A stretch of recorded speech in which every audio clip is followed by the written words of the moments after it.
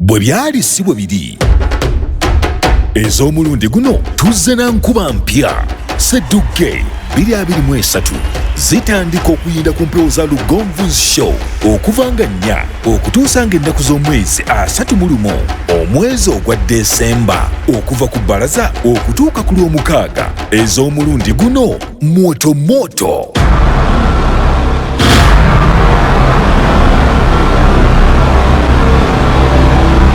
Sedduke 2023 Nyola.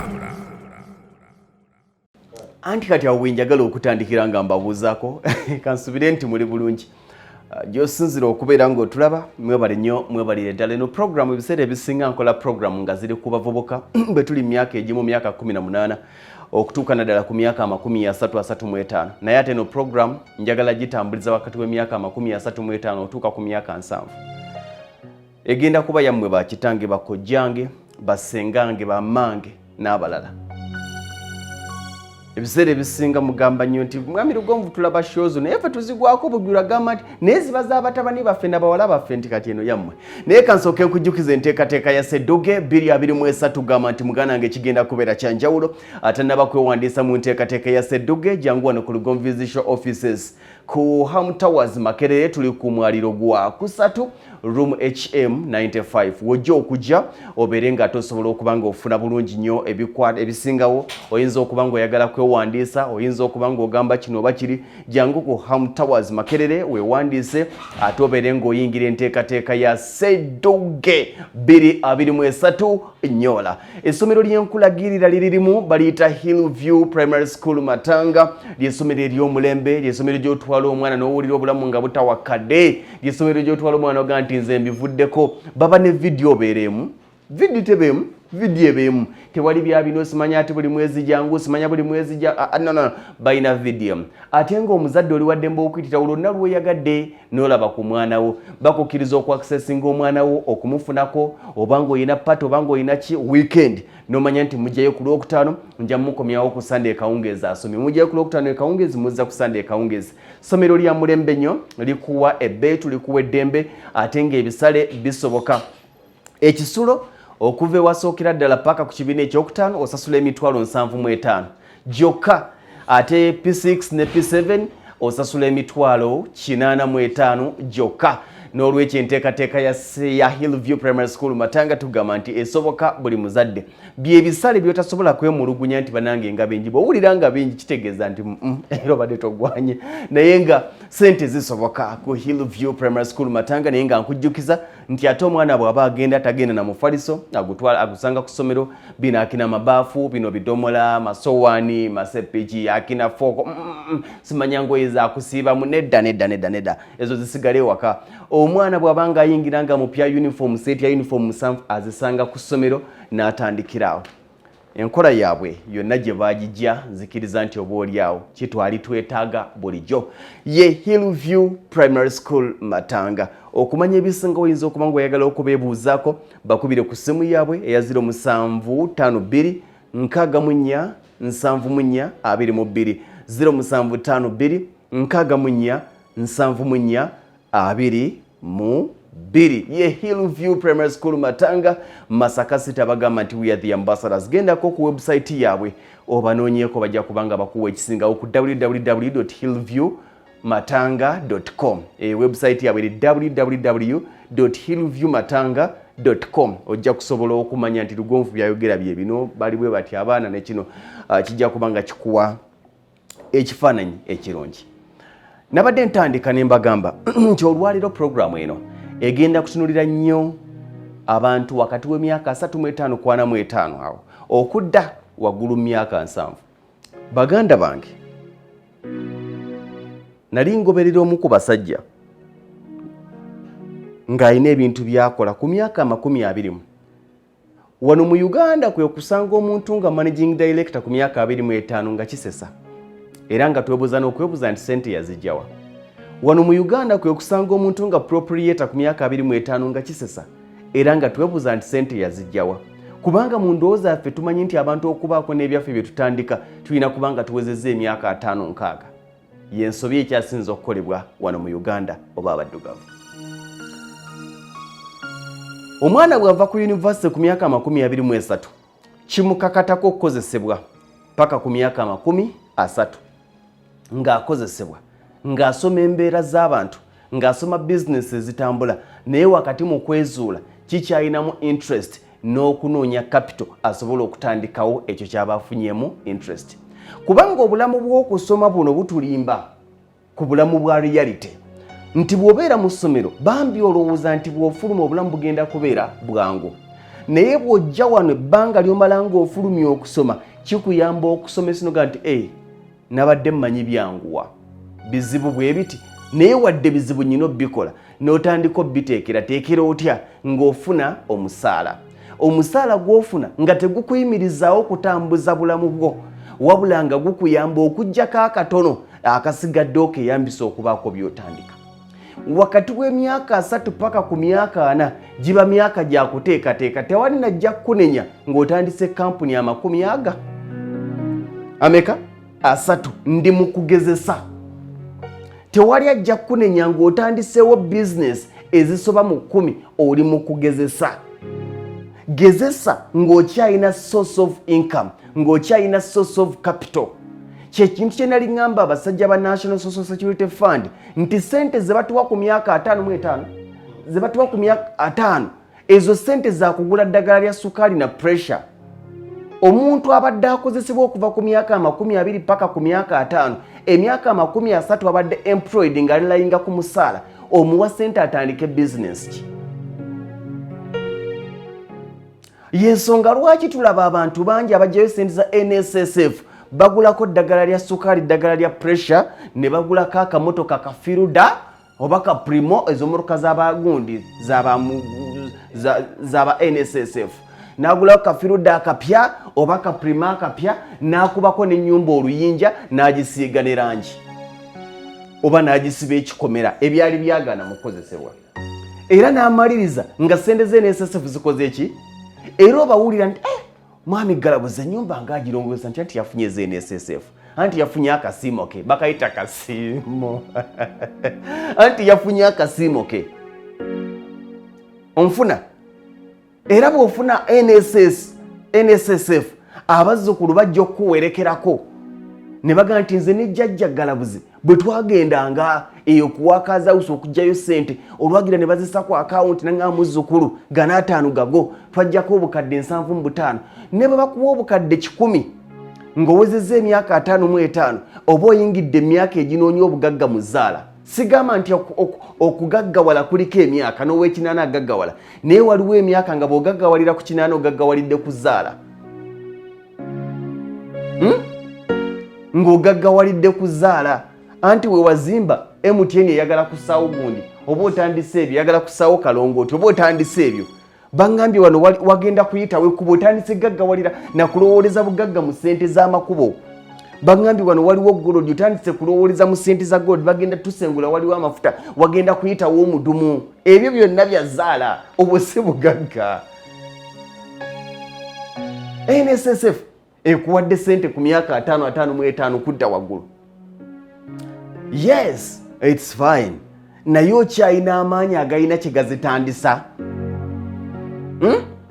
Okyalina amaanyi agalina kye gazitandisa. Njagala bagamba nti myaka 22-23 ng'ovudde ku university paka ku myaka 3 kkiriza okozesebwe naye amaaso gaggule.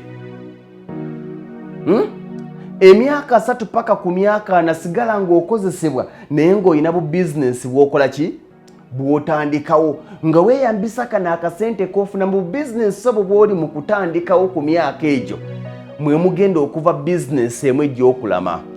Beebo b'owulira nti Lugonvu yasiika ku chapati n'avuga ku booda n'akolako ku kino n'agendako e Sudaani n'akuba ekyeyo n'azimba ku mirongooti n'akolako kino n'asuubula ng'asuubula magi n'asuubula ku bumonde. Ebyo byonna yali abikolera mu myaka egyo egy'okugezesa wawe ngendo okukola ki okugwa. K'otuuka myaka 4 wandibadde wamala dde okuzuula bizinesi ki gy'osobola okutambuza. Ku myaka 4 kuba tekukyali kugezesa kubanga egyo emyaka 4 abasajja okukuba obukadde 10 ojja kuwunga. Omanyi kye kitegeeza okukuba obukadde 10 ng'olina emyaka 4? nga toyina w'osuubira zijja naye ono w'emyaka 35 ne bwe bakube 10 osigala oli energetic oga nti ekyo nkiyizi wano we natomeredde n'okomawo kubanga okyayinawo okola ki wozija sente ze NSSF omufere bwazikuba kaweddemu kakati myaka 3 kwana gyeyambisa okuyiiya n'okuzibula amaaso ku ki ky'osobola okukola ng'otandikawo bizinesi ez'enjawulo woowereza emyaka 40 wandibadde oyimiridde ne kampuni ng'ofuuse CEO ng'ofuuse MD ku myaka ameka nga zonna endala ozikozeekozeeko naye ng'olina gyoga nti eno nagiwulira nga ngifiiringiramu ate n'omunange gisaakoosooka kulowoozaako era nagisaamu ku ssente awo ne zigenda zifa omulundi gumu ne nga nti mbivuddeko naye nagenda okuwulira nga ate mpulira gye njagala okukola kitegeeza nti emyaka 3 kwana myaka gya kwezuula ku ki ky'olina okukola so siwa gy'olina okukolera emyaka 3 kwana si myaka gya kunoonya mirimu myaka gya kwezuula ki kyennyina okukola kampuni eyo at the age of 40 years olina okuba nga you employ others at the age of 40 years 40 to 45 years olina okuba nga otandise okuteekateeka resignation letter yo nga resignation letter evudde kuba nti munansonyiwa obuvunaanyizibwa tebukyannyinza kubanga mbakolera obudde sikyabulina kanfokasinge ku byange naye ate ensobi gye tukola abasinga tumala gobwa tumala ku resigninga olw'obuzibu otufunyidde ku mirimu ne tusooka tunoonya kye tunaakola omulimu gumala kuggwawo w'obadde ofunaga nti kati nkole kalimu ki oba ntandikawo kalimu ki obadde okimanyi nti si buli myaka nti gitandikawo emirimu obadde okimanyi nti bw'otandika bizinesi kankugereze ku hardware ku myaka 5 n'ogitandikaawo oyinza obutafuna ajja kukugulako lwaki myaka 5 ogula hardware omala olunaku nga totunze eyo stress okyagisobola eyo stress y'abaana ba myaka 3 kwana 25 kwana nti ne bw'aba tatunze ajja kuyiriba mazeeko olunaku lulama atudde ku hardware siraba agula kati nkole ki n'atandika okugenda ku sites eziri okumpi mugyebaleko nze walwengo geno hardware nze mulongo babire tulina seminti tusobola omukutuusizaako kamotoka oba wano ye mutunda mutya 3 eri ne wabaayo ekipoota ekiwoggana tetujja bigula tulina abatuwa ow'emyaka 5 alabanga amukola ki amujolo ng'atandise okumera entondo naye owa 25 kwa 3 awo 35 abeera energetic nti nange kambaweeko ate kati gwe brother wange gwanvuma owulira ekintu ekyo nti waliwo emyaka gy'otuukamu nga tokyanyigirizibwa tokyasumbuyibwa kakati akaana kazze oli hardware kaze gula pipe watandise hardware ku myaka 5 kagamba nsikirayo eyo kazukuluko kagitunodde nti eno fake mpa kweyo ndabe kakusikisa yezi nya n'ogikakuba mu mutwe olaba nga alina omuzukulu wo sigambye nti emyaka 5 tegikola business naye emyaka 5 giba givudde mu bulamu obw'okutandika business nti business gy'okaddiyiddemu tebanga bizinesi gy'otandise obukulu ate bw'ogikaddiiramu ng'agitandikira ku 25 3 paka ku 5 babeera bakwesiga kubanga naawe ogiyinamu obukugu ogitambuza for over 20 years beba sesako nti sesako myaka ameka tubakola ki babitandika bavubuka beba kyengo gilasmati ku ngalabi babitandika bavubuka kati osanga mwami kyengo nga mukadde ali myaka ndowooza 5 nezigwamu naye omusanga mu dduuka lye n'omwesiga kyokka singa kyengo edduuka yalitandikira ku myaka 5 obuvubuka bwandi mukubye eggaali yo n'omukadde anoonya eki mu bizinesi myaka 5 onoonya muzigo wonapangisa oteeka akaduuka yo ogenda kumpaawo ku sente mmeka nti ojja kusasula kamu kitundu ezo nedda nti ye muzeeyi genda kasita baba nga batandise okussa mu mbeera ya muzeeyi bingi by'obutandise okwesalako kitukomyawo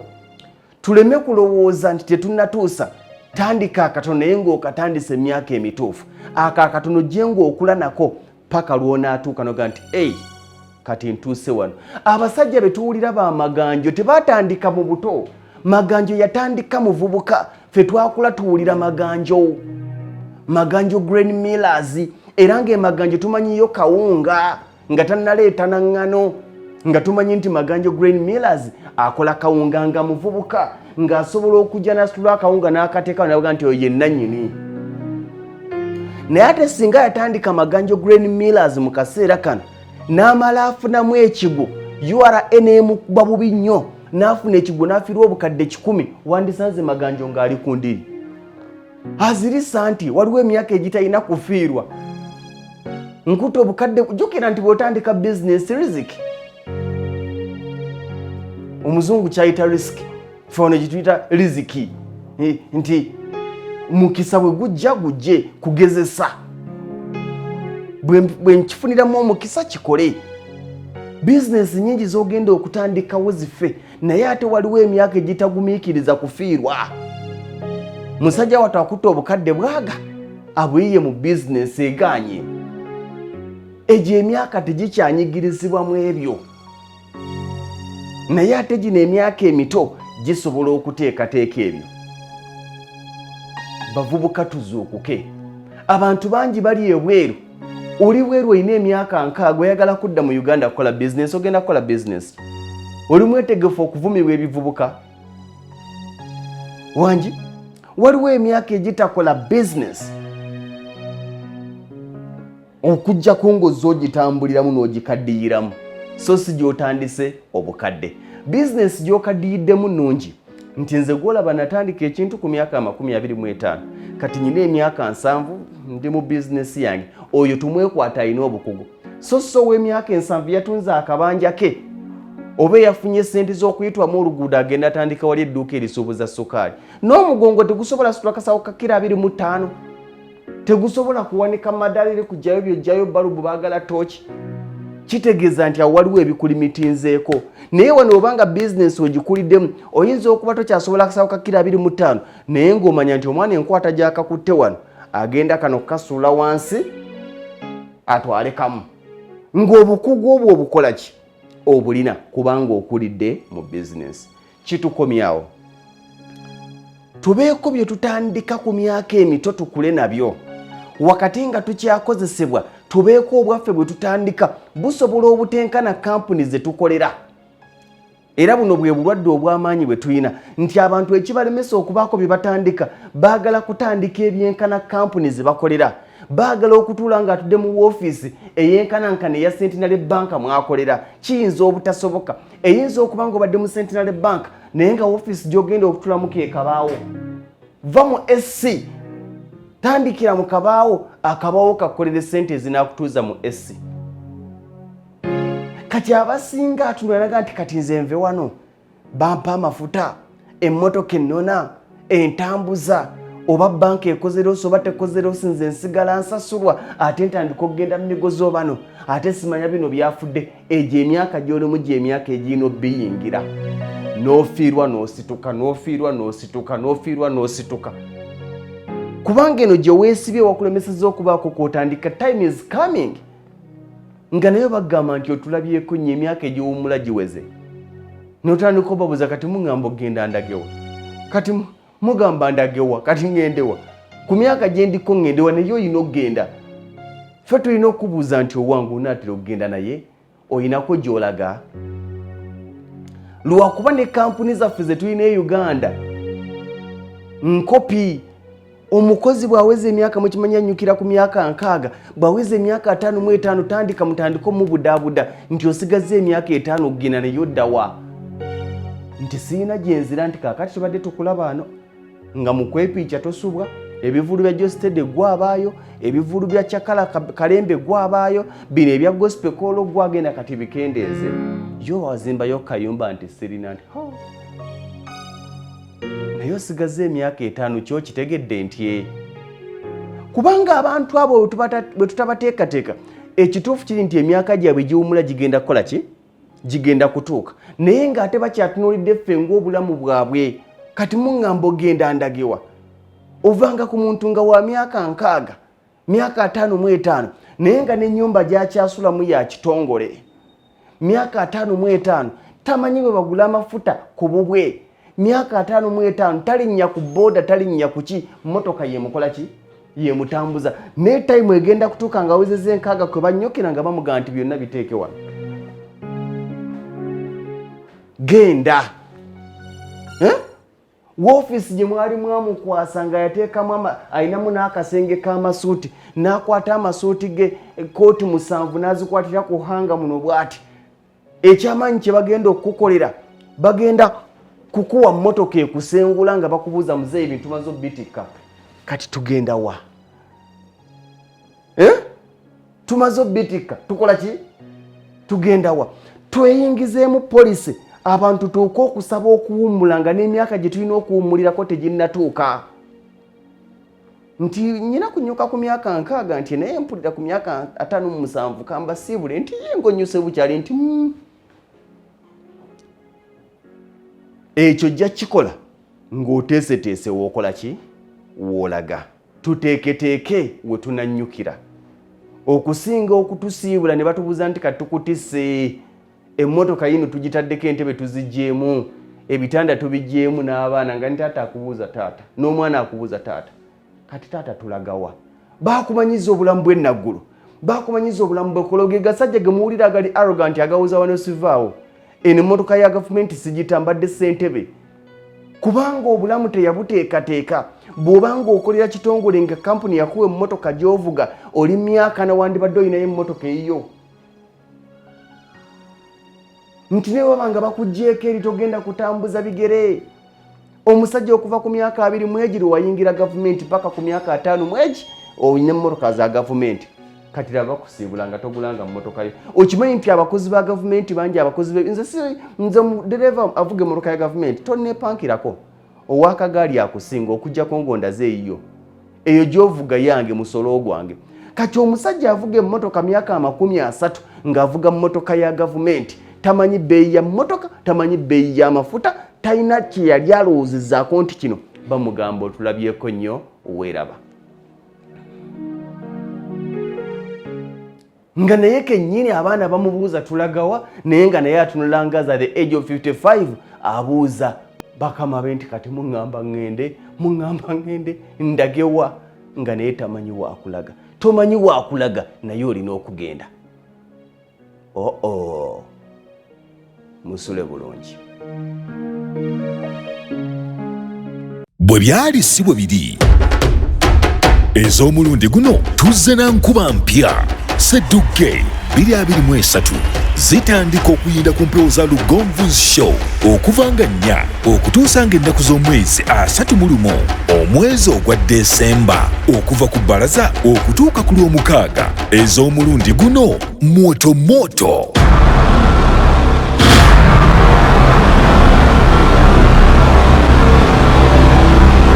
Sedduge 2023 Nyola